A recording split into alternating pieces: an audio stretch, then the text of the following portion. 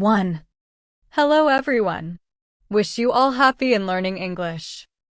Let's memorize and practice the past tense forms of regular and irregular verbs. For example, 1. The past tense form of regular verbs adds ed to the simple form such as work, worked, study, studied, cry, cried. 2. The past tense form of irregular verbs must be memorized such as tell, told, go, went, see, saw, sit, sat, etc. Let's complete the following sentences of the verbs in parentheses. 1. The police catch the thief after the robbery. 2. The students write the sentences on the blackboard. 3. Molly forget to bring her notes to the meeting. 4. The plane arrive an hour late.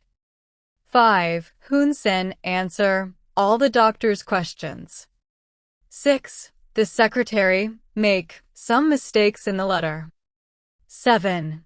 The bell ring 10 minutes ago. Corn. Do you know the answers above? Let's try together shortly below. 1. The police caught the thief. 2. The students wrote the sentences. 3. Molly forgot to bring her notes. 4.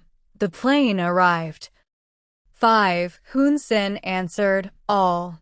6. The secretary made some mistakes. 7. The bell rang 10 minutes ago.